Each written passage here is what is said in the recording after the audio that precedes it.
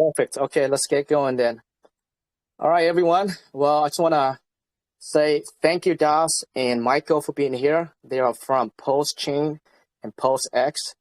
If those that have not heard of those projects, it is a project from Richard Hart.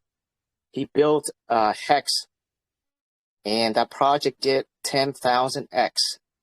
So it is a special moment for us here. It's a treat for us to have the issue here represent the project and talk about the project to us.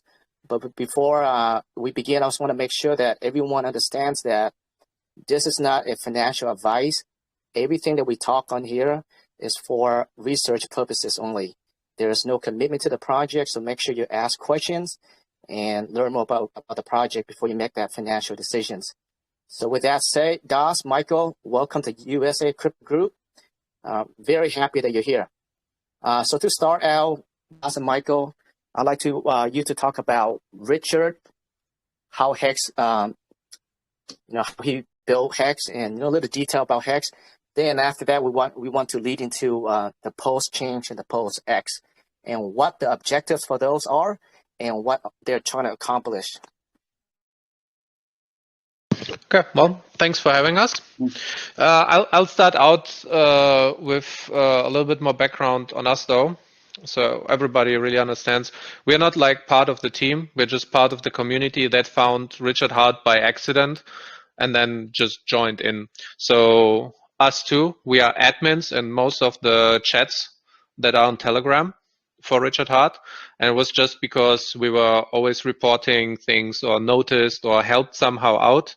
And we're helping other people in the chat to understand Hex in the beginning, that we randomly got like, oh, Richard Hart noticed us and he gave us admin, and we try to just keep everybody together so everybody has a good time, ban the bots and so on. You have a good setup, by the way, here with the verification. I like it a lot. Keeps out probably most of the bots. Keeps it clean. Yeah, I saw that too. So, it's pretty good. Maybe we take that. Yeah, we should take that on. So Richard Hart is a bigger-than-life person. He's been a multi-millionaire since forever, it feels like. Since he was like 22, 23 back in the 2000s. He made some money with companies that he made. Some made money, some didn't. He had advertisement companies, dildo companies, like financial products and so on. And then he traveled the world. He went into gaming for a while. He didn't like it, and then he just tried to improve people's lives. He was working for the Sense Foundation for a long, long time ago.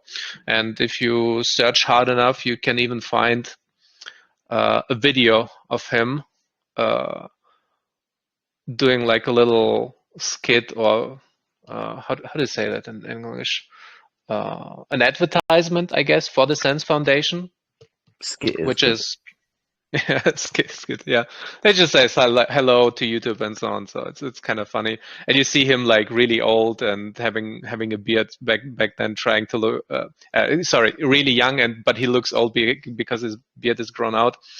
And ever since back in the day, he also had this like Richard Hart persona, and it's just a stage name. His real name is Richard J. Schuler, which nobody can pronounce or say. That's why he changed it to Richard Hart. And if you want to find him on Twitter and all his social media, it's always Richard Hart or Richard Hart Win. Watch out that you don't add any like fake accounts, because they always try to steal your money. He's like on Instagram, on Twitter, on YouTube, all the important ones. And well, in the very beginning, he was a Bitcoin maxi. He came out around 2016, 2017 into the Bitcoin community, and he tried to help everyone make the best choices. And back in the day, Bitcoin was the only game in town, or the only good game in town, until Ethereum came along and the ecosystem started building and so on. Sorry, one moment.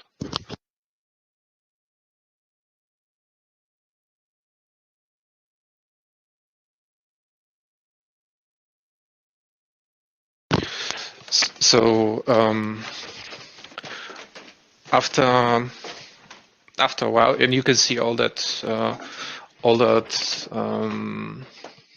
history, so to say. You can follow up on that with like 8-hour live streams and so on YouTube if you want to check that out. You can see everything that he talked about back then about Bitcoin, what was good, what was bad about it. And eventually he came around and said, well, Bitcoin is old news now. It didn't evolve. It didn't evolve as Ethereum did. And he started to look into improving it, making his own. And the very, very first one was what was it, like liquid dynamic fluid something coin, where he tried to help the research guys and also have something in terms of a coin. Because it was too hard though, he came up with Hex, which was called Bitcoin Hex at the time. And the basic idea is that you have to replace everything that the bank has in terms of products to replace the banking system itself. Bitcoin is doing storage, store of value, good. But this is only one part of the banking system. You need to have it completely replaced. And what is the next best product?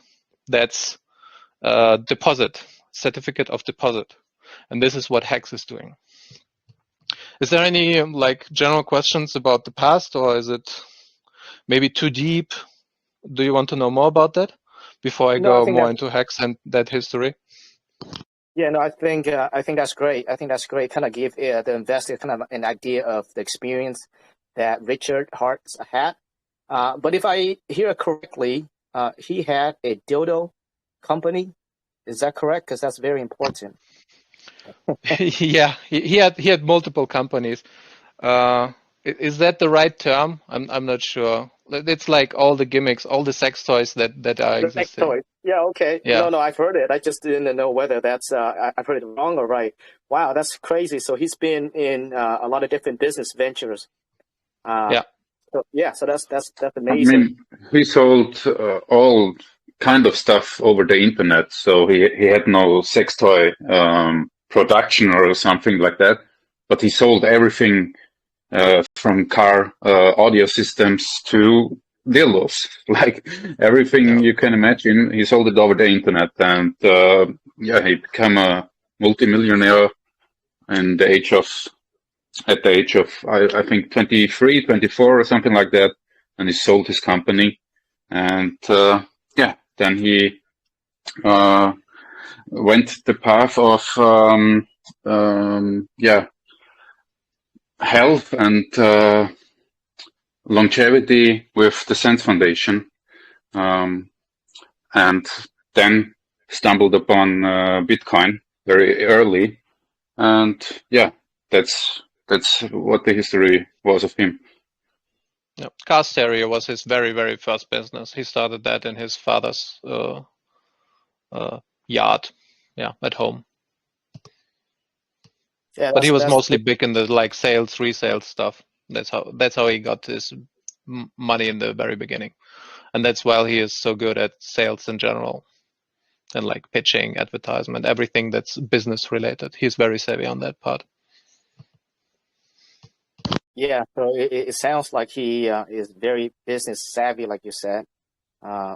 Very ambitious. I mean, for a 24 years old to be a millionaire, like you said, at the age of 24, that's pretty amazing. But yeah, so sales is very important in everything that in life in general. Everything that has to do with sales. So yeah, I can see there's a relationship there from his experiences and to where he's at now with the Hex and all the PulseChains and the PulseX. Hex to date, if an investor bought in Hex day one, where would it be at right now? I think it's, if you bought in on day one, it should be a 2000x, I think, right now, like that. plus minus. You mean if just you like bought $1? Hmm? You mean with like $1 invested? Oh no, I just talk about the X, how many X you got. So from day one to today, it's like a 2000X around that. And if you bought the absolute bottom, which was like 33, 34 days after the launch, and you sold the absolute top, you had a 10,000X, but without the yield from staking. So if you have staked, you have more than 10,000X. But, you know, that's another topic right there. But if you bought at the first day until today, it's like a 2000X plus minus. That is amazing. So at the peak of it is 10,000x. So currently, right now, you're looking at around 2,000x. You said, right? Which is amazing. So before we go into the PulseChains and the PulseX, I want you to talk about the staking platform and the time frame and how many people are currently in right now. I just want to give the investor, the community right now, an idea of how dedicated you guys, your communities is to Hex and to Richard Hart. So that way they kind of have an idea of how the PulseChain will be as well, and also the PulseX, because those are the same people that will actually also invest in PulseChains and PulseX.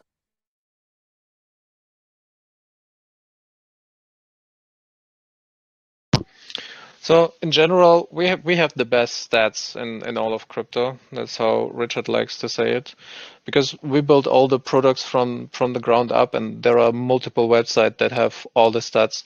For example, hexinfo.io. You can have the basic ones. There is Hex Daily Stats, I think it was. Yeah, hexdailystats.com. Do you want me to throw them into the chat, maybe, so people can follow? Or is it a no-no to have Yeah, links? I'm not sure about that. After, yeah, for sure. After, usually what we do is we post you guys, we will post the TG link, the website too, so that way there's no distraction right now. And plus, we probably won't have anyone leaving at the moment as well, so we can do that afterward. Yeah, so they're all like community created website. There is only one official website made by Richard Hart, which is hex.com. But all the like stats, people are just pulling it from Ethereum or etherscan.io and other similar APIs, and they just create websites where they have all the stats with liquidity, how many T-shares, what's the hex price, what are the penalties paid out, and so on. Let me see if I can find how many unique addresses, because I don't look at those every day. But if I remember correctly, it was like 60 or 70,000. No, wait. No, that was the stakers. I think unique addresses was 200,000. What is your average? What is your average staking time frame from Hex at the moment? That one should be around 5.2 or 5.8. Yeah, 5-6 years. Yeah, 5.8. I think. Yeah. Yeah, so the reason I want to ask that is so that way kind of give our community the perspective of what PulseChain and PulseX would be like. So what that means is that you have a lot of members that's from the Hex community or staking for 5 to 6 years. Those are the same people that also will be going to the PulseChain, PulseX. So what that translates to is that you will not see a lot of dumping right off the gate. So that's very important. Yeah, I mean, this is the average stake. Most of the guys are staking the full length, which is 5,555 days, and you need to have many guys staking the max length to get the average on 5.8 years. Yeah, I got the exact numbers here. So it's actually over 6 by now. Wow, I didn't know this. It's 6.48 years average stake length, and there is 90,000 stakers total. And it should be roughly double the amount of unique addresses. It was around 200K, if I remember correctly. So yeah, and you need a lot of 15-year stakes to have the average up to 6.4 years, because of all the 1 month, 1 week, all the small testing accounts and so on. You need a lot of 15-year stakes. That is impressive. Yeah, so almost 7 years. Your average of staking over there is 7 years. That is very impressive number. It's amazing, actually. Yeah, so thank you for the breakdown on Hex. I think we kind of have an idea of the community over there and the project and Richards as well. So let's go into the PulseChain. So the PulseChain, for those that have heard the PulseChain, it is another blockchain, kind of like ETH or Binance. It's the same concept. Sorry, excuse me, actually. Can we just stay on one more point before we leave? I would like to everybody to understand that's very important, because most of the times when people say staking in the crypto ecosystem, they mean to give away the money. And the very, very big distinguishable trait of Hex is that you never give away the money. You're not interacting with third party here. You are always in possession of your funds, and the only like interaction you have is with a smart contract. You don't lend out your money, you don't give it away. The way you earn the yield is from the 3.69% inflation of the coin. So there is no risk to you of ever losing your money. This is very, very important distinction for the staking part of Hex. You stake it, you select the date, be it a week, 15 years, maybe a year, maybe you build a staking ladder, just have it in the contract and you receive the gains back at the end of the stake.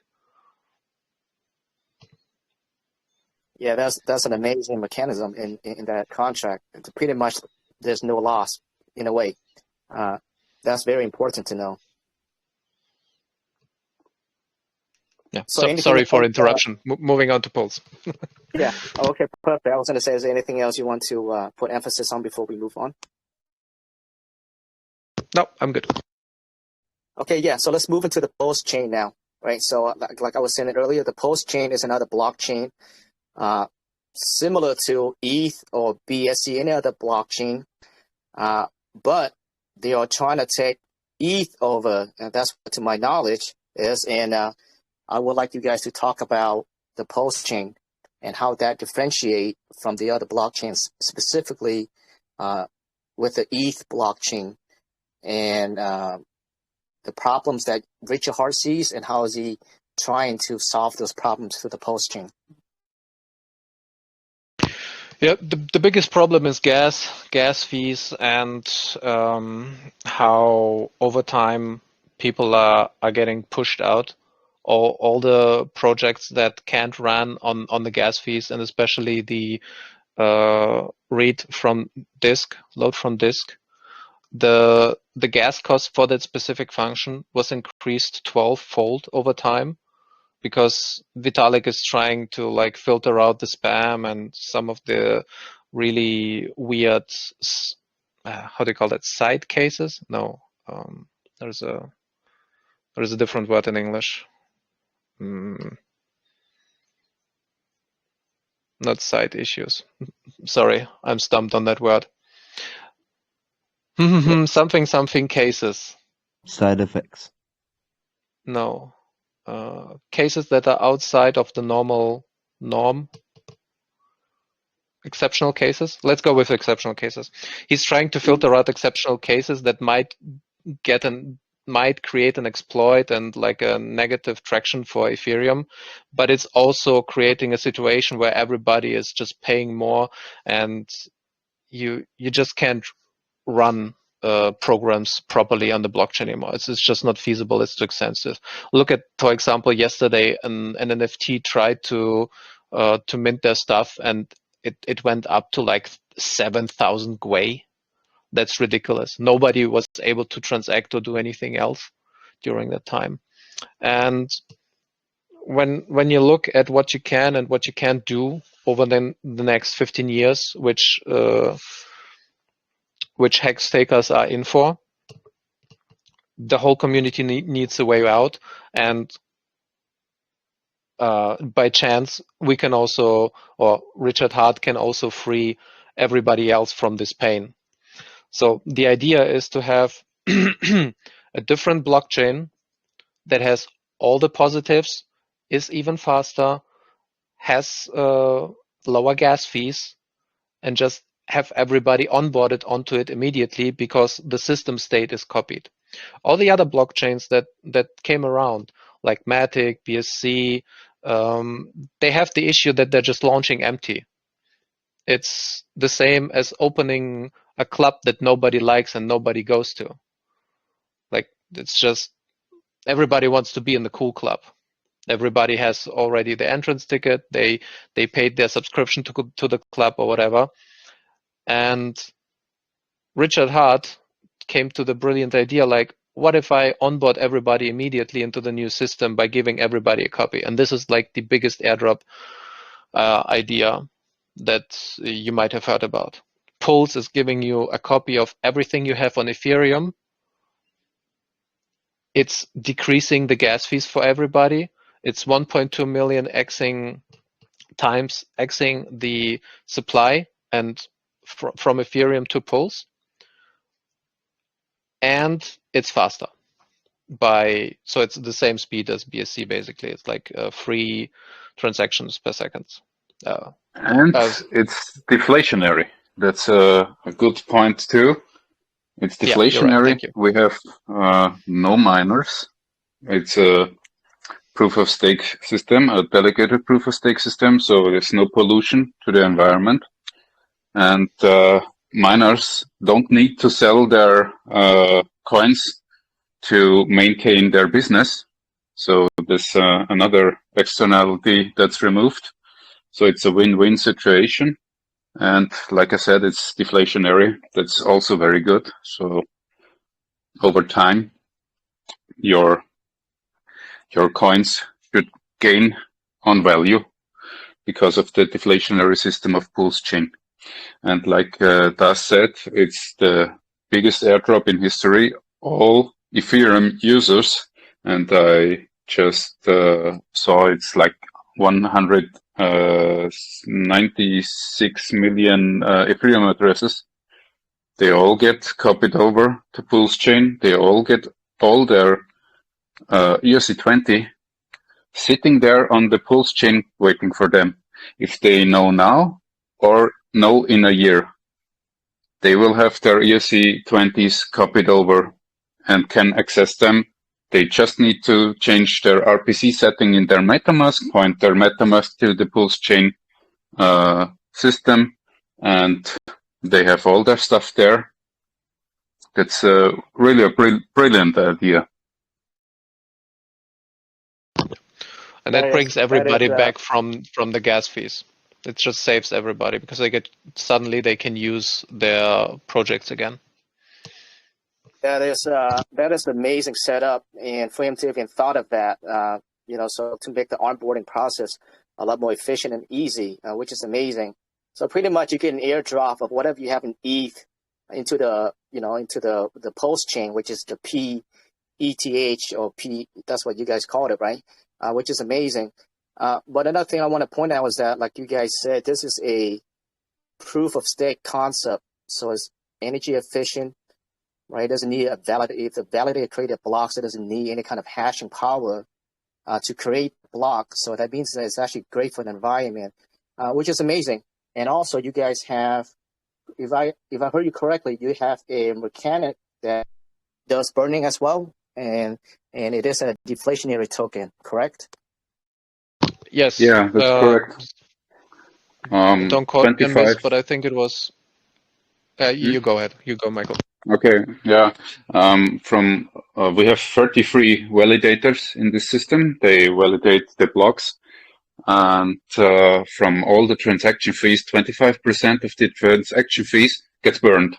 And 75% what's left is split up between the validator and the delegators. That's they are delegating their coins to the validator. So that gets split up. That's amazing. So to recap, so ETH is actually not a deflationary token. So the PulseChain is a deflationary token. So what that means that over time the supply will go down. There's limited supplies. So what that means translate to is that over time the value of the token will go up, right? Supply and demand. Yeah, that's amazing. That's correct. That's amazing. But that you guys are, at the beginning, the fees will be so low. I mean, really, really low. We're talking about a fraction of a cent. It's really that low. So at the beginning, there is not much burning. So it will take a long time to have fees that gets at a level where you really can earn something if you're delegating your coins to a validator. But that's also a good thing because the fees are very, very low on PulseChain. Well, mind you, in terms of US dollars, counting the sacrifice, how much was given in, but if you're counting the actual coin supply, it's billions and billions that are getting burned every day. Yeah, so I think it has all the functions that ETH doesn't have. But I think the most impressive, the way that he thought of airdrop, the ways that he's doing it, pretty much locked up everything you have in ETH and airdrop your PulseChain tokens. So what that means is that everyone has access to the PulseChain, whether they know it or not. So that, so eventually when there's enough awareness out there, it's very easy to onboard people. So the system is already designed to do that, which is crazy. Yeah, that's you actually one have of even the more access than you think because the testnet is live right now. It works. It's stable. If you want to, you can go play on it right now. That is awesome. Yeah, and we make sure that we drop the link in our room after the AMA here. Also, I want to talk about that he raised like in the millions of dollars. Is that correct? During the PulseChain sacrifice. Let's talk about that. Yeah, we It's have billions. a sacrifice phase. Yeah, we had a sacrifice phase for PulseChain and for PulseX. I think the sacrifice for PulseX was 700 and something millions, and the PulseX sacrifice, which started later, it has over a billion. So it was pretty crazy. People really liked that system of sacrificing, and they sacrificed a lot. Yeah, so for those that are listening, Richard Hart likes to use the word sacrifice for legal reasons, right? But it's in a way, it's kind of the same way as raising the funds. So to recap what Michael Adas just said, 700 million for PulseChain. Is that correct? Around that, yes. Around 700, I think. Yeah, that's correct. That is impressive. So yeah, Michael and Das, one of the ways, I mean, for this project to work, just kind of like the ETH network, right? You need adoptions, right? You need projects to come in to build in the blockchain, the PulseChain. What is Richard Hart doing right now? How are you guys approaching this? I mean, all the projects get copied over one-to-one to the PulseChain if they like it or not. They can, if they have admin keys, they can turn it off. That's a possibility. But everyone that wants to use this project on the ERC20 token as a PRC20 token on the PulseChain can perfectly use it. It's no problem. He just has to point his node to the PulseChain, and he can operate on the PulseChain without a problem. So everyone is welcome to build on Pulse, and all the ERC20 projects that's running on Ethereum right now are welcome to just do their work on the PulseChain, and there should it's the same code. There's no problem. If you are a Ethereum developer, you're also a PulseChain developer because it's exactly the same. Correct. And can you say again? Can you say again which projects were you talking about? Oh, the PulseChain blockchain. But yeah, you're right. It is a fork of the ETH in a way, right? So the coding and everything is very similar, almost the same. But I guess my question is, right now you guys getting ready to launch the PulseChain network, the PulseX. We have not had a date on it yet, but we will talk about the PulseX very soon here. But I guess my question is, besides Richard Hart being on YouTube, I know he's very active on that, and it seems like he has the community members that are going out there and raising awareness. Besides those things, you guys have like a department where you guys can further market the blockchain network, just to raise more awareness to it? Is there anything like that going on? Well, like I said, it's all like decentralized. There is, because of the Howey test and because of the rules in most of the countries where you can't have expectations from the work of others, everything is done by the community. Everything, if you have an idea, you have to do it yourself. If you want to stake your hex, you have to do it yourself. Nobody can do it for you. There is no like team or overseer or anything that's helping you. And the same goes for Pulse and for PulseX. There is no, let's say, wallet for advertisement or dev funds or I don't know, like a locked war chest of some kind. Everything that has been created, like the Pulse race cars, the Hex race cars, people putting wraps on their car. There is 2 Germans that are touring US and sharing information about Hex and Pulse and PulseX. All these kinds of things, they came from the community, and people are just working towards a greater good, I would say.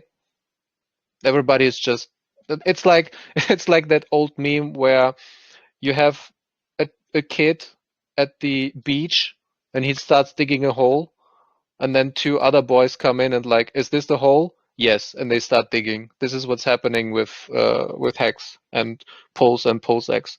People are just happy to be there and dig the hole, and they're happy with building the castle along the way. Yeah, that's pretty impressive that he's able to set up a system that way, and somehow, some way, he has everyone in the community helping out. So when you think about that, that's actually more sustainable than having to pay for something, which is crazy. So apparently, whatever you guys are doing is working, because PulseChain raised 700 million, which is a crazy number. Hey, Crypto. So, yeah, you want me crazy. I can just touch on the answer to your question. You was talking about the adoption of PulseChain, right? You was asking how it's going to get more adopted. Well, I think Richard's idea is that when the Ethereum users start seeing millions and millions and millions of dollars leave Ethereum to go to Pulse, Ethereum is eventually going to become worthless. Richard's idea is to actually completely replicate, improve Ethereum for the better, and then basically take every Ethereum user over there. He is planning to obsolete Ethereum, and Pulse is better in every way. And you asked about the projects. The devs can literally just start working straight onto Pulse. I have to disagree. I don't think that's his idea, because you see, Hex is still on Ethereum. It would actually destroy his own baby, and he doesn't want that. What he mostly wants is to reduce gas fees with Pulse specifically, and reduce the strain that is on Ethereum by removing all the load from Ethereum and move it onto the Pulse chain. But you will But still that's a- have it's But like a boom, layer. that's an opposing point. Let's be realistic and honest. You can't say, I just want to hurt something a little bit. I want to just take a bit of load off it. That's Well, that's what you do in business, though. Like, imagine it like a restaurant. If you have a restaurant and it's really great, you have like 5 stars, or what do you call it, free petals or whatever. It's amazing. And then or a cookie place, yeah. And you have a giant line outside. Everybody's waiting. Everybody wants to taste that great cooking, that great cookie. They want their pizza or whatever. It doesn't make sense to just have people waiting outside. You build a second restaurant, and that is what Richard Hart is doing. You have 2 restaurants. Now the load is reduced. Both are working in tandem. You get the same service. You get the same cookie from both places, and you can just choose whichever has the shorter line. But they still work. That analogy would make sense if Richard Hart owned Ethereum, which he doesn't. Yeah, I appreciate investor. Appreciate your input. I want to get through the whole AMA. Then we're going to have some time for the community as well to ask questions and input. But yeah, let's move on. So to recap, I just want to say one thing, that just to replicate what Richard says. He said, if you have one gas station and there are many cars and the gas station gets full and can't have all the users coming in because it's only so big, you build another gas station. You build another gas station. You don't build one big giant gas station. You build many gas stations. And he also said, we will bring Ethereum's fees down by removing their users, so they can come over and be a part of PulseChain and trade and swap and provide liquidity and farm and whatever they want to do. They can do everything what they can do on Ethereum, and that lowers the load on Ethereum and brings the load to PulseChain. Yeah, sounds great, Michael. I think that's a great analogy. Yeah, thanks for clarification on that. Let's move on, though. So before we move on, I want to recap really quickly. So the PulseChain would be almost 4 times as fast as the ETH network, correct? It is a deflationary token. It has a burn mechanic in it. So over time, the tokens will go down. Is there anything else that you guys want to recap or put more emphasis on before we move to the PulseX? I think we covered everything. It's faster, lower gas fees. It has burning. The supply is fixed. There is no new supply created. It's deflationary. That's everything. It's all the good points. Yeah, basically we are Ethereum 2.0 before Ethereum 2.0 comes out. We are everything they want to be right now. Sounds great. Yeah, those are amazing features. Especially the gas fees. That's one of the reasons why I left the ETH chain for a while, moved to BSC. So to have something like this is actually very exciting for me. Sounds great. So let's move into the PulseX. This is actually, I've personally invested in it. Again, I'm not a financial advisor, but I personally invest quite a bit in here. So I'm excited for the PulseX. So to kind of touch a little bit on it, the PulseX is pretty much a Uniswap to the Pulse chain. Is that correct? And let's talk about it. That's correct. PulseX is a decentralized exchange. And it's a direct fork of like Uniswap or like PancakeSwap.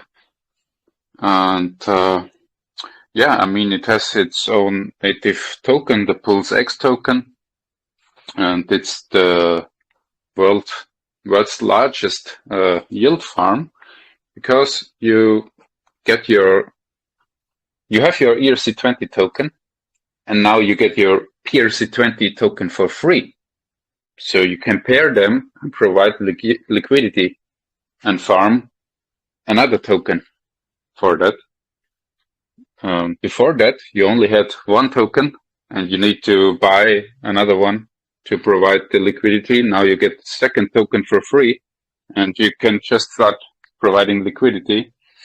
And what's really good about the PulseX token is that all of the trading fees that occur on the PulseX exchange, a tiny amount of that gets into the buy and burn function. So a little bit of the trading fees, they get to the buy and burn. This means they will buy from the market PLSX, the PulseX token, and burn it. So it's also deflationary, and you just hold it, and it decreases the amount of tokens decreases over time with the automatic buy and burn function. And there is one YouTuber, it's K4K Crypto. He's very knowledgeable about this. And if we take the numbers that Uniswap is doing, like when they have like $1 billion dollar in volume per day, we burn around $700,000 per day. So that's pretty massive. That's pretty crazy, actually. So just to kind of recap what you just said there, so a % of the trading fees on PulseX will be burned on every single transaction. Is that correct? Buy and burn. It's better than just burn. So yeah, you're collecting from all the pairs that you have. Let's say you have SHIB and Pulse, Hex and Pulse. I don't know, maybe some bridged in Ethereum and Pulse or PulseX, Pulse pair. Every time the fee is collected, each liquidity provider gets his part of the fee, and then the exchange itself, the PulseX address, will also get a little bit of that fee. I think it was 0.21 of the fee itself. Will get funds to buy and burn itself, and then this is semi-automated. Everybody can call a public function to start the buy and burn.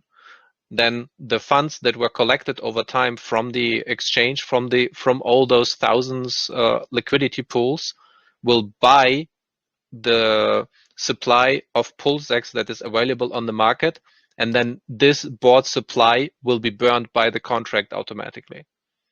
So it's buying up itself and then burning itself, which is a double pumpamental. So you have, it is deflationary. There will never be more PulseX. It buys itself up on the market and it burns itself. Yeah, like I said, you don't even need buyers. You always have a buy pressure, which is just awesome. It's you just need the normal liquidity providing, the normal swaps that occur, everything that occurs on this platform, on the PulseX decentralized exchange, creates this buy and burn. So you don't even, you have buyers, but you don't even need buyers because it buys and burns itself the whole time.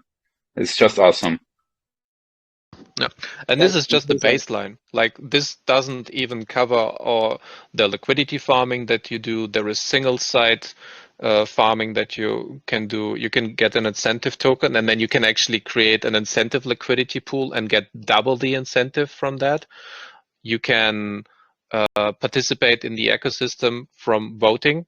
If you held PulseX, for example, be it in a liquidity pool, be it in your liquid form, or be it in a single-sided staking pool, you have voting power and you can participate in saying what is going to be the next. You can help update the ecosystem. You can say what next party token, third party token will be on the chain and have like a preferred advertisement that you can then farm as well in the single-sided staking.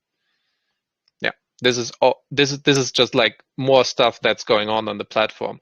But the buy and burn and just the deflationary aspect of it, which is already huge, is just the baseline. That is amazing. Now, I before we move on, regarding the buy and burn function, is that still in the contract now, or is that has to be done manually? No, it's semi-automated. It's a public function. It is already in the contract. It doesn't have admin key, and there is no single person that has to do it manually, like on some of the other projects that I know.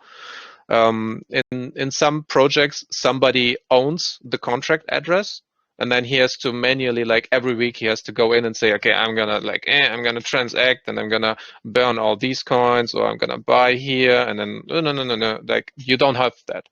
What you have in PulseX is everybody in the ecosystem can call the public function and then just run it. You will get a small reward for doing so, and there is already another contract. I forgot the name, what other contract is doing it, but it's already running and testing. It's not like something super new. It's just that Richard Hart brought all the best things from all the different projects and coins together and make them work, because we know that they're stable, they succeeded, and they're working basically flawlessly. So you run the function, you get a 1% gain. Maybe there is, like, let's say $1 of a coin in the buy and burn function. So now I click the button, yes, I want to burn it. You pay the transaction fee, and the transaction fee for you is maybe, I don't know, half a cent. But the reward for burning is 12 cents. So you would just press it and you get your 10, 12 cents or so out of it. So you made a gain. And because it's incentivized to run this function from getting the reward, everybody will just every now and then run this buy and burn function, and it will be quasi automated because it's incentivized to do so. Yeah, thanks for the clarification on that. I might have beautifully explained. I mean, you can see this for yourself on the testnet right now. There are people. I think it's the most used testnet since in all of crypto. I think it's really it has many users that try everything out: swapping, farming, providing liquidity, and use the buy and burn function. And we have the stats. You can see thousands of people using the buy and burn function right now on the testnet. It's really pretty awesome, and you don't need it to be automatic because you have the incentive to do it because you get a reward for it. So it's a win-win situation.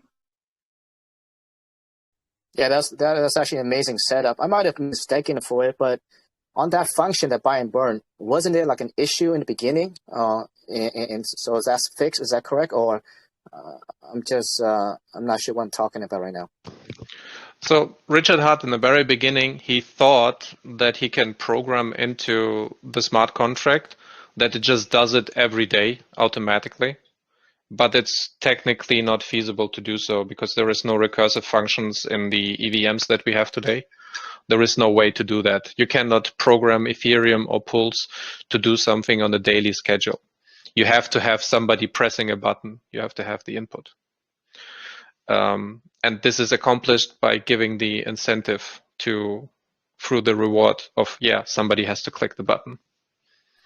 And now, in the very beginning, he said he might have to do it with an admin key, but he just didn't know. And he said he doesn't want to do an admin key. And this is his solution to, there is still a buy and burn, but we don't have an admin key because it's done by the community via the incentive.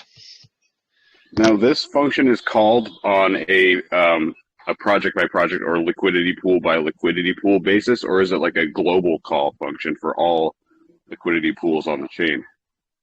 It's per liquidity pool. So you can burn the ship, for example, or you can burn the hex, or you can burn the Chainlink pool, or whatever, or the PulseX pool. Very cool. Yeah. Thank you. Yeah, thanks, Punter. Yeah, I'm glad that he's able to figure that little issue out and, made it the way it is right now, where, everyone can go ahead and participate in the burning. That's actually pretty cool. Yeah, is there anything else, guys, Michael, you guys want to talk about PulseX? Actually, you know what, before we go on, how much was sacrificed for the PulseX? There was a over little bit over $1 a billion. Yeah, Yeah. over $1 billion. Only the Ethereum was 1.02 billion, if I remember correctly. But there is some more change that didn't get tracked by the community site that was created. So there's like 200,000 more or something in smaller chains. You guys heard it correctly, guys. That's 1.2 billion. I'm talking about the B. That is crazy. I'm not sure if I've heard of that raised that much. That's insane. So 1.2 billion for the PulseX, and the PulseChain raised 700 million. So this is not your regular ordinary projects at all. So if you guys have not heard about the PulseX, PulseChain, or Richard Hart's projects, definitely look into it. I'll pump that out a little bit more. Not only was this money put into the project, but it's also without any expectation. Like the way it was set up is no promises. There is no white paper. There is no like, oh, we're gonna have a DAO structure and everything. Like there is nothing of that sort. Everybody who sacrificed, he did it knowing that he might lose everything. Like there is nothing that's saving you in terms, like he could run away with the money, right? Yeah, sounds like people are crazy, right? Yeah. So if you imagine what type of people are going in for that and they believe in it, some people might have expectations, but they shouldn't, because if you invest your money, you should well know that you might lose it. But with the way how the testnet is working, how all the functions are working out, it's just amazing right now, and it's looking pretty good.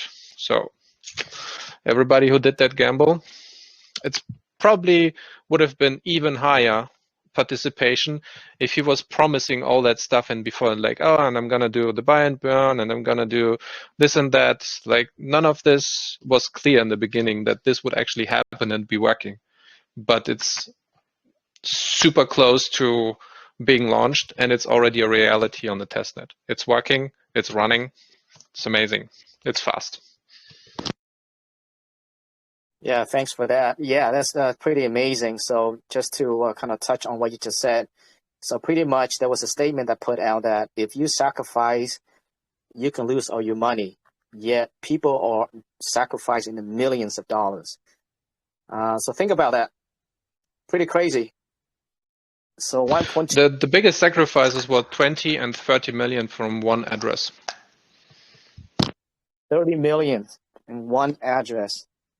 So yeah, that's pretty crazy that, so yeah, pretty massive project, very ambitious, but he did pull off the Hex. I think when Richard started out with Hex, you had a lot of people that doubted him. To my knowledge. This is your second chance, I think. I mean, you saw, let's get back to the Hex. People calling Richard a scammer, people calling him a fraud, and they're calling him all the names. But look what Hex did. Did he ever hurt this project? Did he ever steal from someone? No, he didn't. He did everything in his power to make Hex great, and look at what Hex has become. And people, they don't want to miss out on PulseChain, trust me. they don't want to miss out. And this is your I mean, this is just my opinion. This is no financial advice, of course, but I think this is your second chance to be there at day one. And I mean, it's a whole system state fork of Ethereum. So who doesn't want to be there on day one? Yeah, I heard of Richard Hart 2 years ago, actually, and I looked into it. I did not buy Hex because there was a lot of, FUDs and things going on. Yeah, so I definitely missed that for sure. This time around, I heard about PulseX. Again, I'm not a financial advisor, but I did put in some money for sure in the PulseX. And I may convert that to get some PulseChain pretty soon here as well. Yeah, I think he has proven himself. But for whatever reason, what I also realize is that if you look at the crypto space, like even Hex is not listed on CoinGecko or CoinMarketCap, and you don't have any big YouTuber talking about him. Still today, I'm not sure why. What's the reason behind that is? You guys have any kind of insight? Hex is listed on CoinMarketCap, but it's gate kept at place 201. They're manually putting it there. They don't like it. They don't know how it works, and it doesn't make them any money. So basically, for everything, for all the big, how to say that? For all the big companies and big sites, they work off fees and advertisement. If you want to get listed in the top 100 on CoinMarketCap, you have to pay them. If you want to be listed on Coinbase or on I forgot the names. I bet with names. What's the other one? The other two big exchanges. CoinMarketCap. Binance. Thank you. Binance is the other big one. Like if you want to get listed, you have to give them a ridiculous percentage of the coin supply, so they can actually make the trading fees and create a market. And you have to pay them at least like 10 Bitcoin for the listing. Like that's ridiculous. And because there is no single party that wants to do that, to pay that fee, and Richard Hart is also not doing that because he wants to have a grassroots to be a grassroots system. No, what was the word? Not system. A grassroots.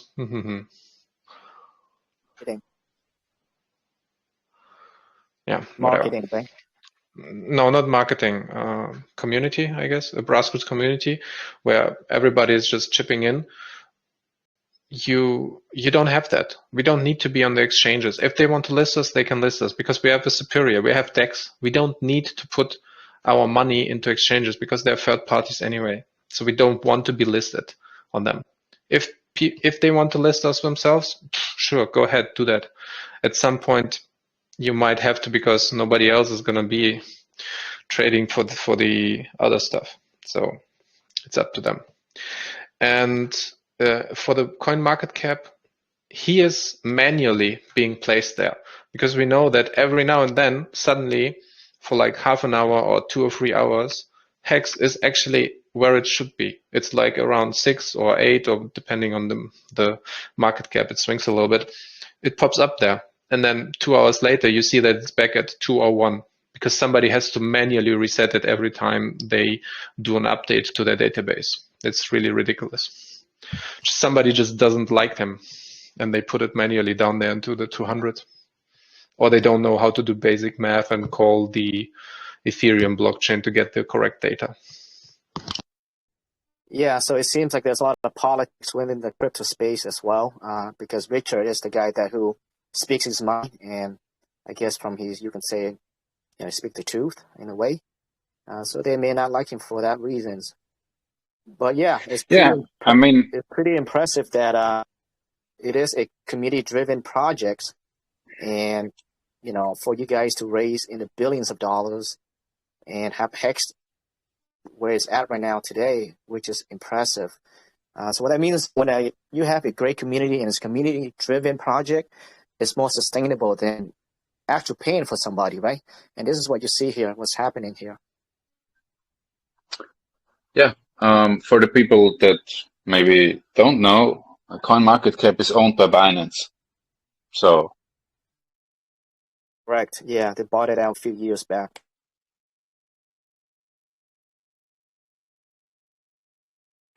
All right, Das. That's all the questions I have, and that was an amazing breakdown of the projects. And I think the community has a better understanding of what PulseX, PulseChain, and Hex was about. So now we're going to open up for questions within the community. So if you guys have questions, go ahead and unmute yourself. Sure, I got one. I'm really interested in the project. I'm feeling really bullish on it. I think it's going to go great places. I missed the sacrifice round, and so the day that it launches, I'm going to be in this boat of trying to figure out how to on-ramp funds and get myself. I mean, aside from the ERC20s that I'm already going to have, I mean, I would like to buy a bag, basically, and how would I expect to go about transferring funds over? I mean, ordinarily I would, through Binance or through KuCoin, just say buy Ethereum, and then I can just send it right out to my own wallet. But I'm assuming that on day one, those kinds of means are not going to be available to me. Is there anything in the works to create some kind of an on-ramp? yeah, I mean, like you said, you can just have your ERC20 copied over, and you have your ERC. They are called PRC20 on the PulseChain, and you can swap freely for whatever you want, for PulseX, whatever you want. Or we have, when the PulseChain launches, we have a 24 to 48 hour period where there is zero price. There is only ratio trading between Pulse and PulseX and Hex and all the PRC20s that are on there. But after that period, after that 24 for 48 hour window, the bridge will open to Ethereum, and then you can just use the bridge and bridge your stuff into the PulseChain. So if you have Ethereum or any ERC20, you can bridge it over to the PulseChain and swap for whatever you want. This is the fastest method. Basically, already having something on the ETH network and then getting the copy for trading. The second one would be using the Pulse bridge and other similar projects. So we know that bridges already exist between Ethereum and Matic, or BSC and Ethereum, or even Bitcoin. There is Wrap Bitcoin on Ethereum. So those work. Those are things that are already in existence, and there is one that's already working from Testnet to PulseChain Testnet. Ethereum Testnet to PulseChain Testnet. You can wrap your Ethereum or USDC or whatever other coin, transfer the value via the bridge to the PulseChain, and then try to find a trading pair for that. So basically, use someone that has to create the liquidity pair in the beginning, or you could be that liquidity pair and just siphon the Pulse or PulseX, whatever you want to get out this way. Are these bridges, there is also is this bridge that you're, I'm sorry, is this bridge that you're talking about, is this a component of the project being developed by the team, or is this a third-party installation? This is done by the same team of Richard Hart developers. It's already done. It's completed. You can use it on the testnet right now if you want to. It's at pulseramp.com. PulseRamp. All right, thank you. The third option is to use a centralized exchange, and we know that there is already, Richard didn't say which one, but he said there is one exchange that is currently trying to get a node working on the testnet, and they have a representative who is asking him personally questions and trying to get all the technicals down. So there will be at least one centralized exchange that's going to offer Pulse and probably PulseX for trading. So this is the third option, and there was a fourth. I'm a little stumped. What was the fourth option? What did we have? Yeah, well, OTC. You can buy it from somebody else. You'd have, but this one's kind of risky. So you'd have to find or know someone and get somehow a deal done via OTC from somebody who was in the sacrifice. Okay, so you need some kind of like a nice escrow service or just faith in the other party. Okay. Yeah. Very cool. So I got a question about the way cheaper than Ethereum. Initially in the VC, you mentioned how there's going to be a copy that PulseX has of all ERC20, if I understood it correctly, and then we'd have the opportunity to come over.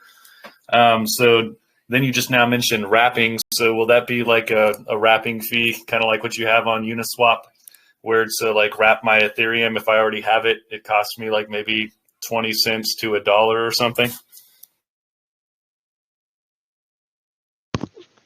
Okay, I'm not sure I understood your question. The ERC to PRC20 conversion is just the fork itself. So if you have Chainlink, SHIB, Hex, or Ethereum right now, you get the appropriate copy because it's a fork. You get automatically what is in your wallet duplicated on the new chain. The fee for the wrapping or the bridging depends on the network fees and the contract that it's using. I don't think that it's going to be 20%.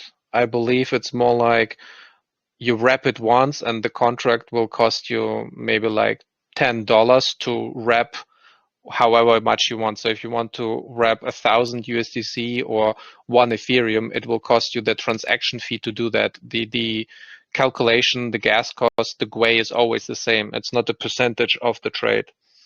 There is maybe a little bit of like 0.01%, I believe, in fees to bridge, but it's not going to be 20%. Okay, my initial hope was once I heard that there was already a copy of all the tokens that I might be able to escape like the Ethereum gas fees of my current holdings on that network, but it sounds like we're still going to have to pay one last Ethereum gas fee to get out and come over to Pulse. And then once we're in Pulse, we're in a way for trading. It depends on the coin that you use. So for example, if you have a coin that's, let's say you have an NFT project like Hello, what was it, Kitty something? I don't remember. And you have to print it and it's just costing you $2,000 per NFT to mint, because the contract is not gas efficient and it's like super complicated game mechanics in the contract, and it's like you have to read and load from disk all the time. These contracts, even though they're fun and they're interesting and they have a lot of business logic in them, they cannot exist on Ethereum anymore. So those will be copied without you having to do anything, and then the team of that project can just decide, okay, we are just abandoning the Ethereum one completely. It's not going to get support, and we just continue working on the Pulse chain. So you don't need to transfer over anything. It's just if you want to transfer specific value over, you can do a bridging, but you don't have to do it for all the projects. You don't have to bridge. If you have your Ethereum value, you can leave it as Ethereum on the Ether network and maybe go the centralized exchange. I get my money from there, and then from the centralized exchange, I buy directly Pulse, and then you are already on the Pulse network. There are multiple routes without having you to bridge anything. It's depending on your whatever project it is that you want to get out of. I might have to bridge it myself, but then if the project actually abandons ETH, then it's 100% beneficial to me, and I just got to hold and then roll with it once it gets onto this. So that's good. And then you mentioned that we'll need liquidity set up on Pulse for whatever assets we bring over. So I can see pros and cons to that. The pro would be if I'm one of the first liquidity providers, then that could be a very lucrative opportunity for me to bring over the tokens I have. And then I can see the downside. If there isn't a ton of liquidity, does your DEX have a similar operation like all others, where the smaller the liquidity, the bigger the price impact, and then the less that you can pull out until that liquidity is built up? Or did you find some unique way around that? If I understand you It's the correctly, same like it's a base Uniswap. function. Yeah, it's a base function of all the exchanges. If the liquidity is low, it's based on the K equals what was it? A times B, was it that? And K is 1. I hope I'm not botching that one. But the value is K and always Y is equal. X or something like that. Yeah. I mean, it's the same like on Uniswap, because we have automated market maker bot that copies over the exact liquidity from Uniswap V2, V3, and some others. So Michael, it's not related to his question, because the liquidity pool that he was talking about were the bridged-in coins. Those won't be copied. So okay, sorry. to answer, yes, if you are the first one and there is low liquidity, you will have issues with high volatility. But I am pretty certain that the main pairs like EUSDC to Pulse or Ethereum to Pulse will be pretty big pools, and that there are going to be lots of people that want to liquidity farm on those or transfer value back and forth. There will be people that are caught on the Pulse and they see like, oh, I got free money here, but how do I get off the network? So how do I get back to Ethereum? They will want to use the bridge to get out of the Pulse and say, I'm just going to dump my airdrop PRC20s, somebody can have them, or my Pulse, because I don't know what to do with it. And then there will be other people like you, a bunch of guys who just heard about this and say, yeah, look, I have value on Ethereum and I want to have Pulse, but I just can't get it. I don't know how. So therefore, I bridge some coins and the market is created because there's two people that are meeting in the market and they both have the opposite demand. Some want to get to Ethereum and some want to get from Ethereum to Pulse. This is what creates the market. There is trade and both sides are happy at the end of the day. Sounds good. Thanks. Okay, hello guys. I really enjoyed this AMA. Thanks for this great information about PulseX and PulseChain. I really liked your idea about PulseChain having a better, faster and cheaper transactions than Ethereum network. But I have a couple of questions about PulseChain. First, what is your solution to have faster transactions and cheaper transactions? Do you have any published white paper or technical information on that?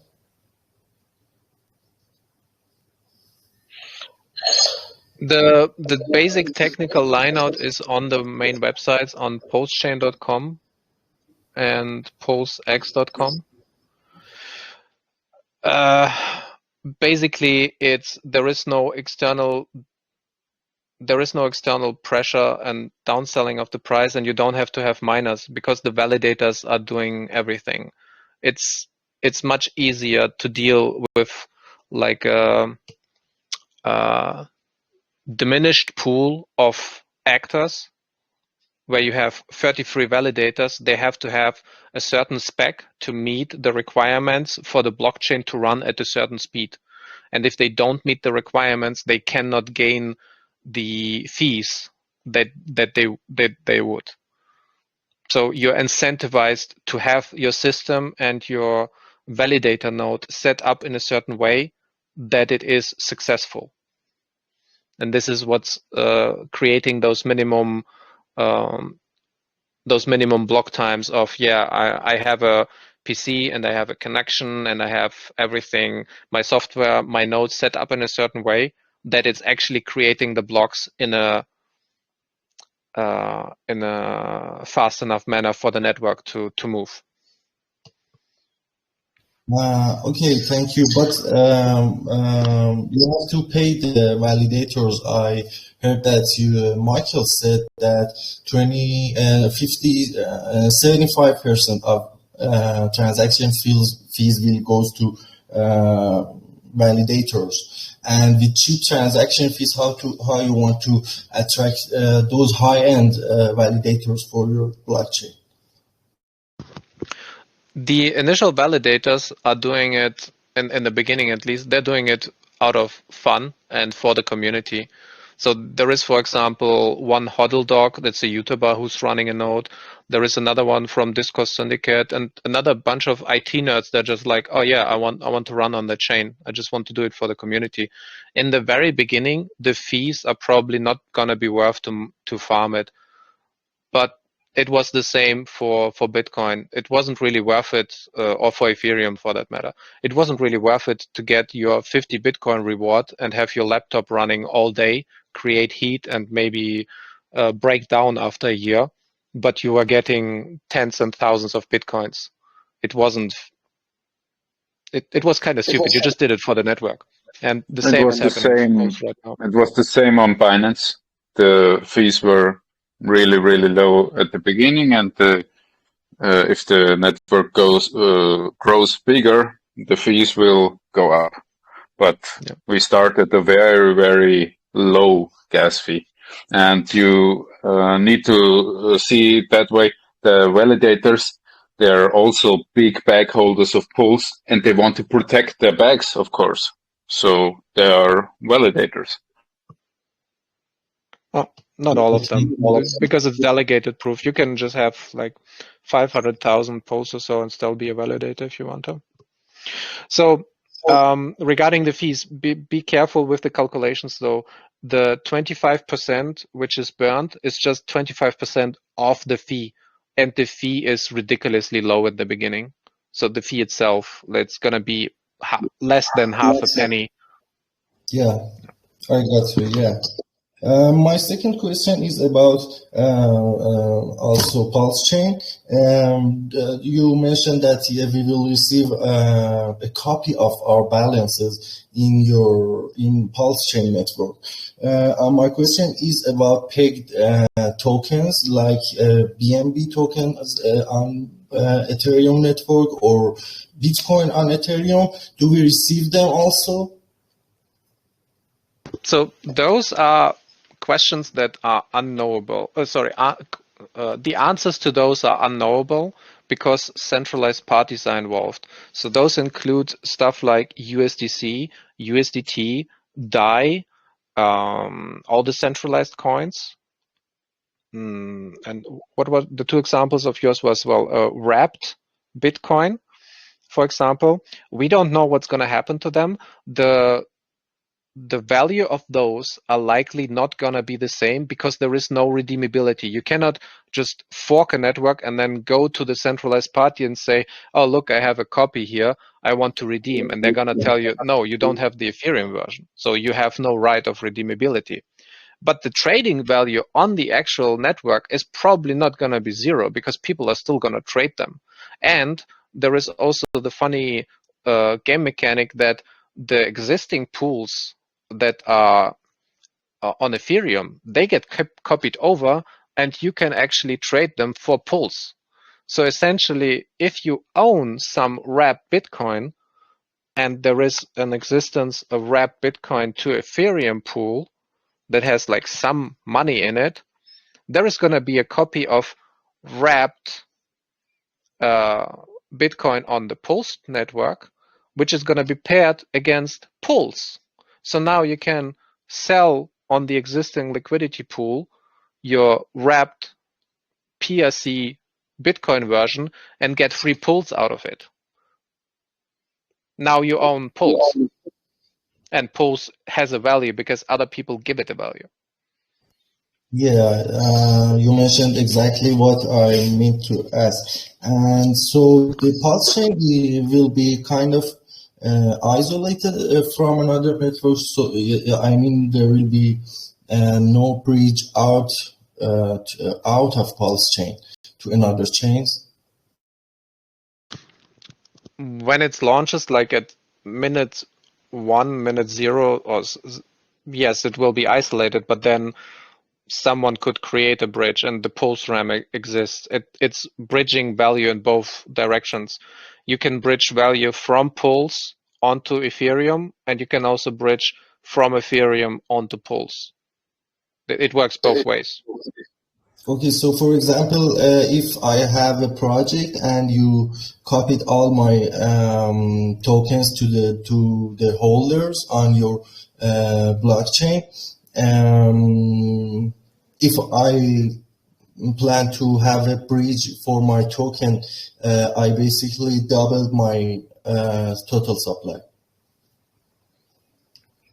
Yes, but then it's up to you to decide, are you gonna develop for the new one? Is it centralized? Can you burn the coins from other people? Is it still gonna interact with your website? That all depends on what is the project. If it's completely decentralized, like Hex, for example, it can work on its own. There is nobody that needs to do anything for it, really. You can just keep staking. You just keep working, and then yes, you doubled the Hex supply. It's like a stock split. Suddenly there is two amount of shares that are in existence. It really depends on how the project owner has set up the project itself. Thank you so much. And any plans for testnet? Any scheduled time for testnet launch? But testnet is already running. It's been running for like 2 or 3 months. You can go and play on it right now. Yeah. Okay, thank you. I'll check that. Yeah. I'm gonna drop the testnet links and how you can connect to it after we're done. Okay, thank you. Appreciate it. Appreciate that, Sar. Sar is actually, we just did an AMA with them as well. It is a new project. There has a lot of hype behind it. So he is a developer, so it sounds like he's interested in the PulseChain network. So that's great to see. Do we have any other questions? Hype, double the coins, hype. Any other questions from the community? Go ahead and just answer. Open your mic, guys, and ask away.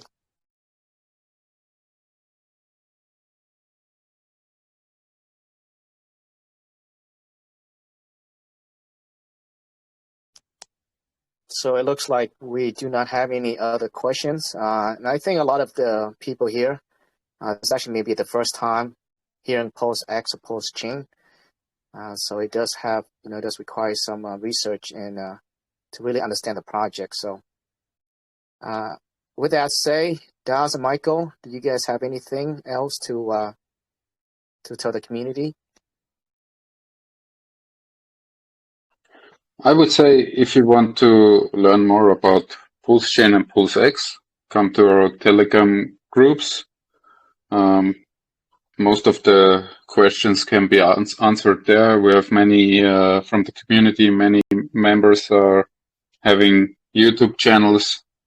Just type in PulseChain, PulseX into YouTube. You can learn about everything regarding the testnet.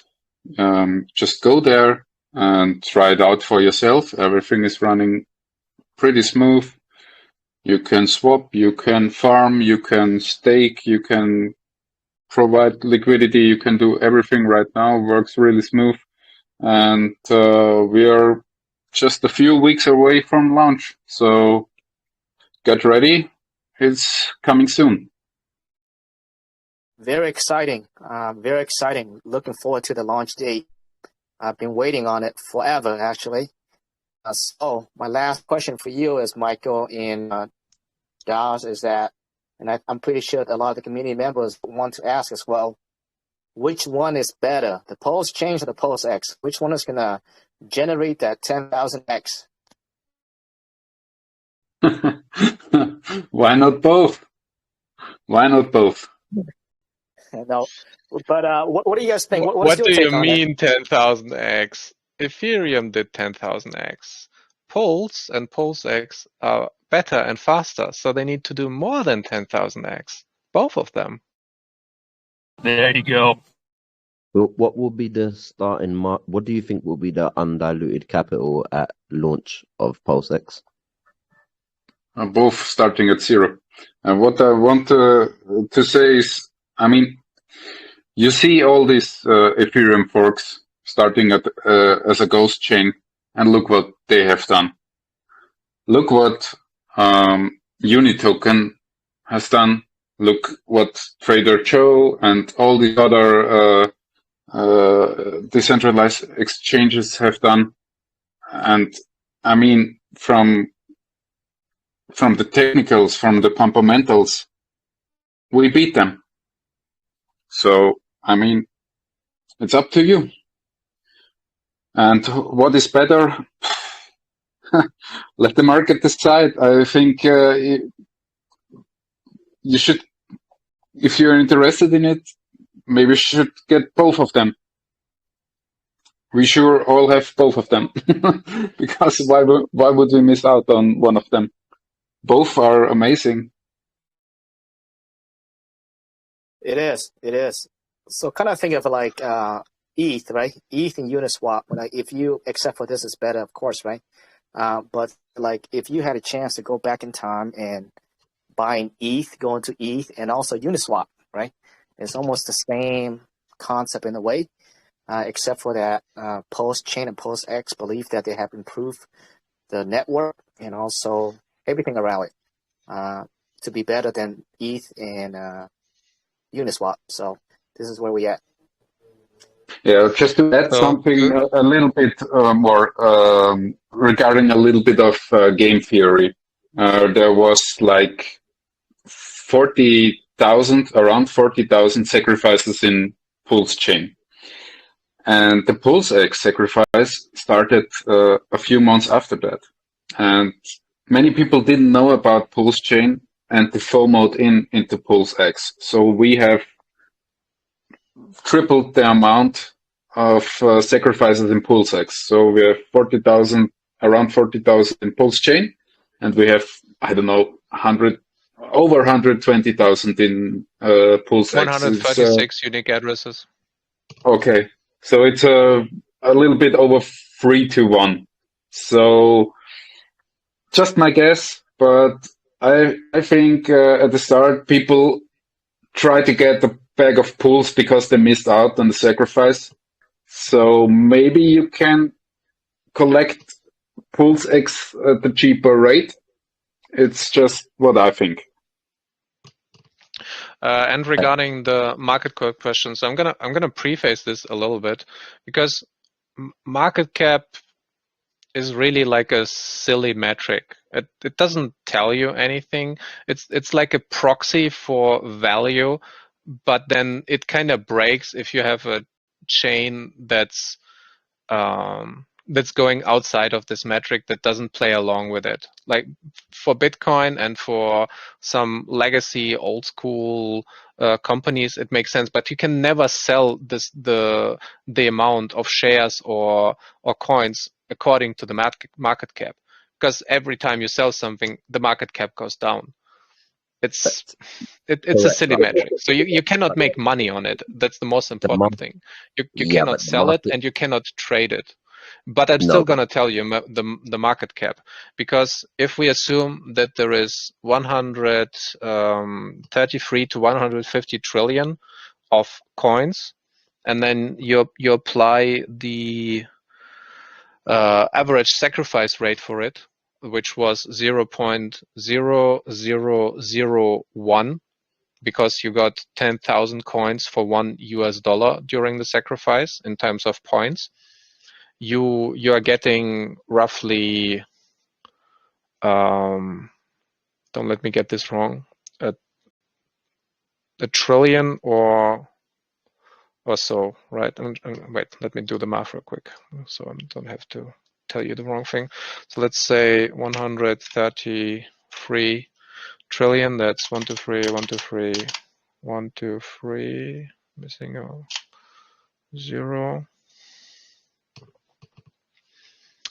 Wait, that's billion. Wait, million, billion, trillion, 3 more. Okay. and then times 0.0001, you're getting 13, and then 9 zeros, that's 13. Oh, billion. That's 13 billion. Okay, yeah, so I said it wrong. See, better do math twice.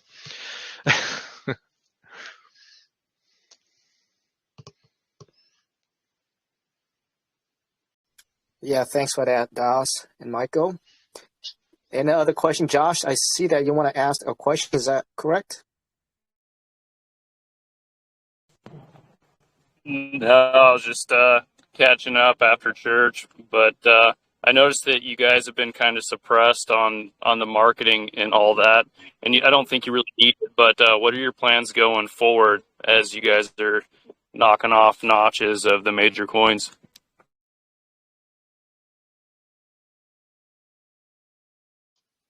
Well, there is no like marketing centralized effort. Everybody in this community doing a little bit. For example, there is one guy that's sending out direct mail. There are some people that are putting race cars into action and doing advertisement on billboards. There is like I answered this question a little bit already earlier, so it's going to be repetitive. There are two people roaming around in America with a team of like 20 or 30 behind them, and they're doing meetups and big events and gaining more and more people in how do you call them, like seminars, into seminars, and sharing about Hex, Pulse, and PulseX in general. There's all these little efforts that sprout from the community, and mainly it's people that gotten the 10,000x, that gotten rich from Hex, and they're just so fully into the ecosystem and into this grassroots community that they just want the next one to succeed, and they're just giving it forward. So they are putting part of their funds that they earned and that they made money on into more advertisement for the system, which for the ecosystem, which is then the next one for Pulse and PulseX. And yeah, you see billboards, you see cars wrapped, you see people trying to reach out into other communities. You have the volunteers in the chats. You have websites popping up. There is like, I don't know, 50 websites or so. I can't even follow them up. There is 50 or 100 YouTubers, and I can't even follow up on all the YouTubes. There is so many live streams, so much information. In the beginning, you could watch all of them. Now I don't even know half of the streamers that are doing content. Yeah, no, I get that. I was kind of going more along the lines of I've seen a couple of the YouTube things with Richard, but do you think he'll be going out there and essentially calling out some of the major chains and said, you guys had your chance, but now it's time for something new, just to kind of get that additional hype and just get everybody rallied at one time? Oh, I think he will dunk on them hard over time. Yeah, I think he's not finished. It's not going to be the end of after PulseX. So he already said the next thing he's going to do is the wallet, and he talked about a few times about building an exchange himself. So he wants to have full integration. He wants to have the full stack. To be independent. That means you have to have escrow, you have to have on and off ramps, you have to have the wallet system, you have to have the exchanges, you have to have the network, and you have to have the products in them, which is, for example, Hex. He wants all of it, and he's going to dunk on everybody. Every time he's completing it, he's going to dunk on everybody who did it wrong, or who didn't listen and try to improve. Because back then, like I said in the very beginning, he was a Bitcoin maxi, and he wanted all of those things that he's accomplishing now. He wanted all of those to be in Bitcoin, but it just couldn't be that because it became too stiff. He would have been perfectly happy if it was in the Bitcoin. And he's going to keep on dunking on everybody who didn't evolve with the times.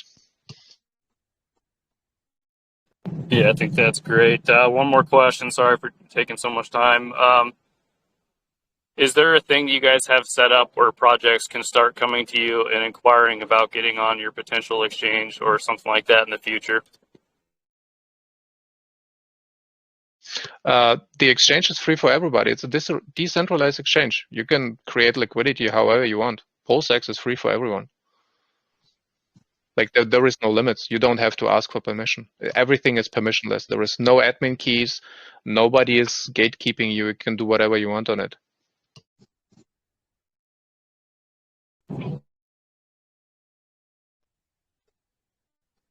Thank you for the answer, Das and Michael. Any other questions? And don't forget, the biggest on-ramping is the biggest airdrop. So everyone that has ERC20, and I mean, that's almost everyone, will have a copy if they want it or not. If they interact with it or not, they will have a copy. If they know it now or find out 1 year later, they have it sitting right there on the Pulse chain waiting for them.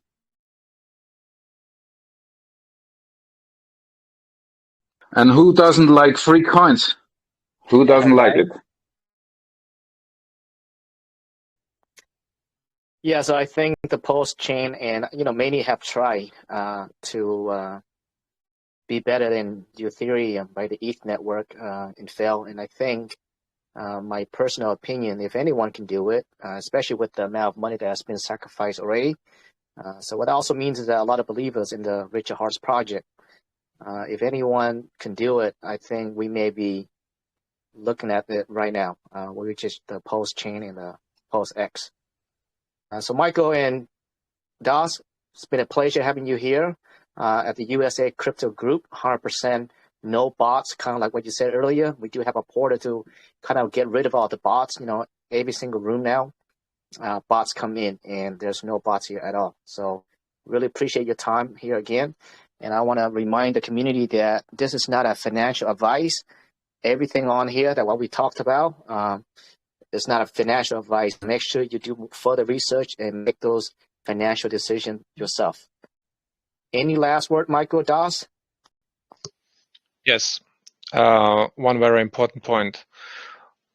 Our community is very big on security and doing it the right way from the beginning. When you interact with the blockchain, we highly suggest everybody to do it from a hardware wallet. 24-watt seed.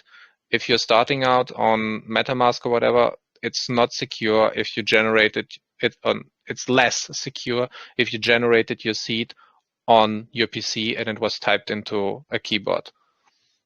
Highly suggest get a ledger, get a Trezor. We have lots of guides on how to properly interact with the blockchain so you don't get hacked and you don't sell the price down because your wallet was compromised. Take security seriously. Thanks for that, Das. Very important. Also, regarding that, I just want to put a little emphasis on hacks. You guys have not been down once, correct? And it has not been no hack, nothing like that. Flawless operation. Hex users not affected. Yeah, there was no smart contract issue found. There was no hack, nothing. Because all the functions that are in Hex specifically, they are immutable and they are really easy and there is no admin keys. There is nothing that gets easily broken. Most of the hacks that you see, they are either due to smart contracts being written really badly and being, what is it called? Convoluted, I think is the word. Like really messy, basically.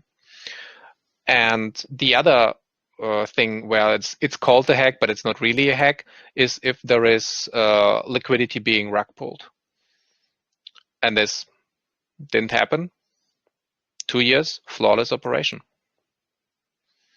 And it's just, I don't know what to say. It's perfect.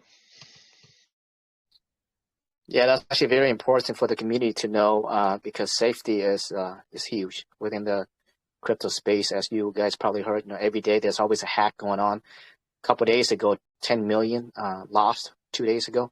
Can't remember the project right now, but yeah, it's been a lot of hacking going on. So looks like Richard Hart has proven himself that they can build a very secure contract.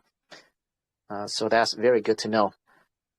So Das and Michael, go ahead and feel free to drop the links to your Telegram as well as anything that you want the community to know, because I think a lot of investors may be very interested in the project.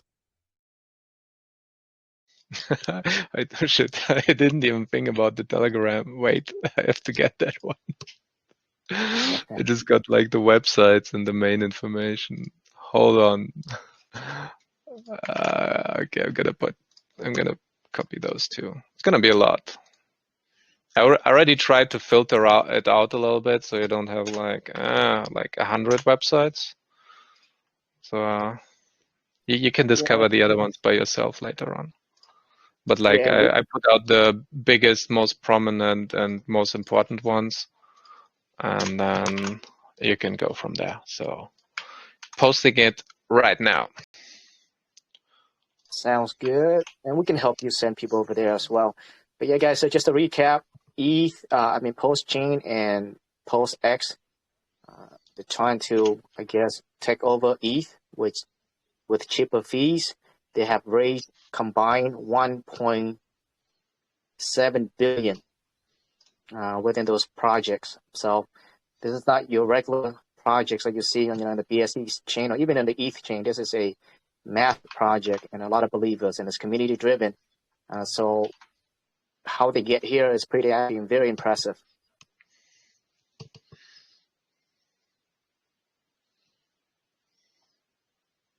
There you go. It's posted. So the first part has the 3 main Telegram channels, and then it's the Hex main site, a bunch of like biggest Hex websites and everything explaining about it, and then the PulseChain testnet. And if you join any of those channels, and any of those 3 channels, the Hex Crypto, PulseChain.com, or Pulse.com Telegram channels, you can type !pasta to get all the frequently asked questions, links, and additional information, security, and so on. I'm gonna paste it in the chat as well. It's this command, just !pasta. And then a bot will reply to you with more commands. Sounds great. Yeah, thanks for that. If no one has any other questions, we're gonna go ahead and wrap it up. Again, thank you, Michael and Das, for being here at USA Crypto Group. 100% no bots. Really appreciate your time, man. You guys did amazing, and I hope that the community has a better understanding of the PulseChain and the PulseX project. So thank you. Thanks for having us. It was really fun. Yeah. Cheers.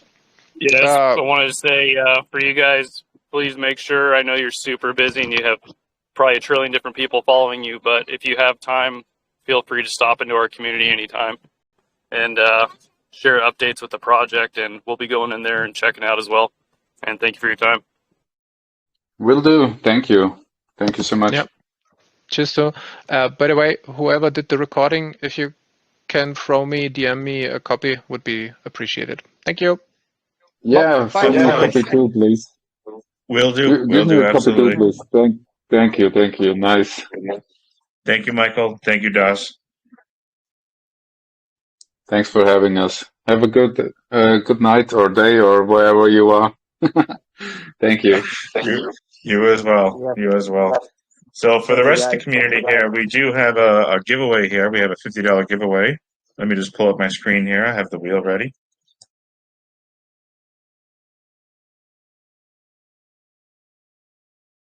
Let's go. Hey, Mike, you guys, this was a really awesome AMA. I'm really stoked that you guys were able to get them in here and present this to everybody and let us ask some questions. That's really awesome. Really awesome. Yeah, I mean, and truth be told, as much as it was a surprise for you guys, it was a surprise for us as well, and we just rolled with it because it just had to happen. Yeah, I mean, thanks, Ponty. Yeah, everybody thank Godfather.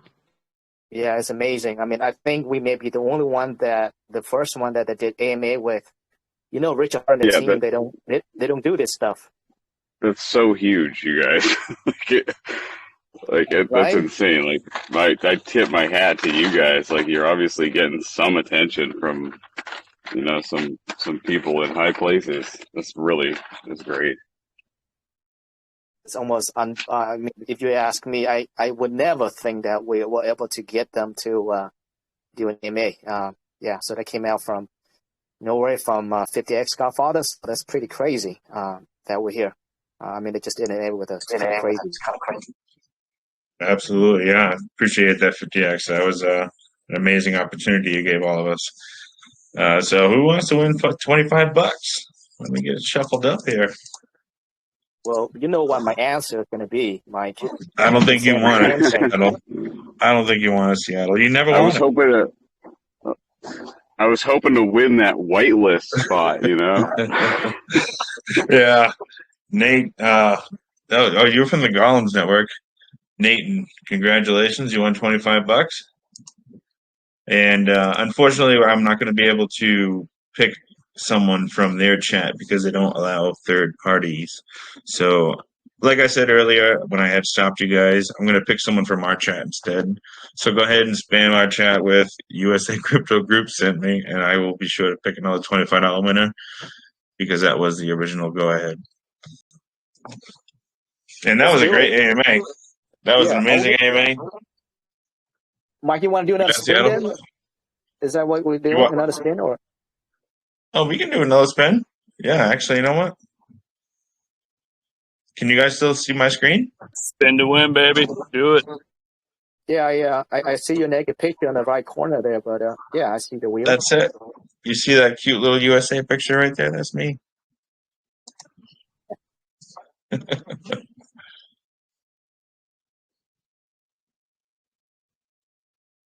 Still not you, Seattle. Sorry, buddy. Hey, I'm trusted. Hey, well, congratulations, man. Last time too. Oh, man. I think this thing is rigged. I'm just kidding. No, congratulations, brother. $25 your way. So let me get this recording here wrapped up so I can work in the background here. That was an awesome time, guys. That was amazing, actually, to have the team over here, PulseX and PulseChain, man. Who would have thought? It's pretty crazy. Actually, I think Josh, you brought it up, right? You brought it up in the mod room, and that you were wondering if we can get him to come over. And I think USA kind of laughed at you. Hey, man, I don't know what happened, but either way, it was great. It's a great experience, and like you said, just